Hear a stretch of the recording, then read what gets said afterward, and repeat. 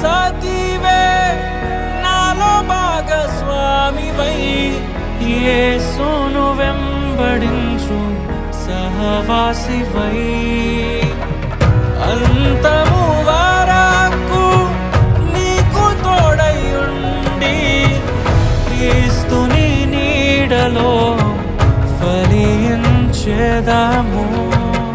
పరలోక సాక్షిగా నీ సన్నిధిలో నేను పరమాత్ముని కార్యముగా ఈ యాత్రను కొనసాగింతును.